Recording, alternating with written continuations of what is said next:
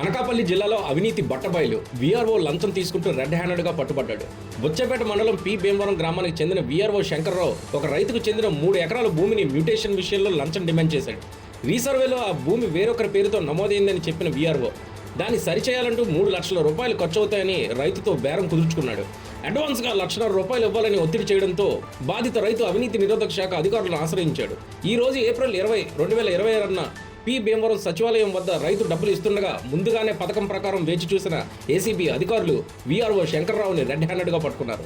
లంచం తీసుకున్న ₹1,00,000 అధికారులు స్వాధీనం చేసుకున్నారు. కేసు నమోదు చేశారు. ప్రస్తుతం నిందితుడిని విచారణకు తరలించారు. మన యాంటీ కరప్షన్ బ్యూరో తరపున హర్షిత నినే డిఎస్పిని, తర్వాత రమణమూర్తి డిఎస్పి గారు ఈరోజు ఒక ట్రాప్ జరిగింది. పి భీమవరం అన్న సచివాలయంలో పనిచేస్తున్నటువంటి ఒక విఆర్ఓ, ఈ బుచ్చేపేట మండల్కి చెందిన విఆర్ఓ అండి. ఆయన పి భీమవరంకి సంబంధించిన సచివాలయంలో ఉన్న ఒక ల్యాండ్ ఓనర్ దగ్గర నుంచి ఆ ల్యాండ్ని మ్యుటేషన్ చేసి దానిలో ల్యాండ్ పార్సల్ మ్యాప్ ఎల్పిఎంకి గాను అతని ఒక 2.5 ఏకర్స్కి గాను ₹1,50,000 డబ్బులు ఇస్తే పని అవుతుంది అని చెప్పి డిమాండ్ చేశారు. సో ఈరోజు అది మాకు రెడ్ హ్యాండెడ్గా ఏసీబీ వారు వచ్చి పట్టుకున్నామండి. Thank you very much.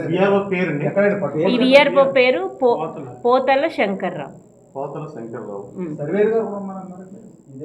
Present అయితే ఆయన విఆర్ఓ గానే 2008లో రిక్రూట్ అయ్యారు.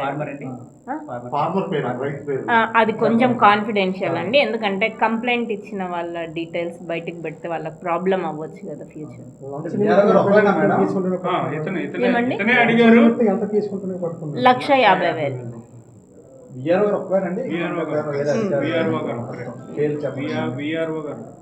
₹150,000. అనమాట కసింకోట్లో ఒకసారి, తర్వాత విశాఖపట్నంలో ఒకసారి, విశాఖపట్నం అర్బన్ రెండు సార్లు కూడా అలిగేషన్స్ ఉన్నాయి. అవి కూడా వెరిఫై చేస్తాం.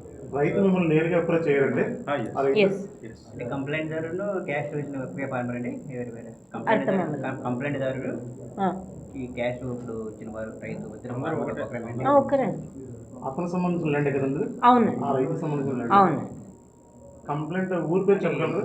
చెప్పండి. అది కూడా అంటే వాళ్ళకి ఇబ్బంది అవుతుంది. ఓన్ ల్యాండ్ అండి. Own land. నెక్స్ట్ మీరు కొనుక్కున్నదండి.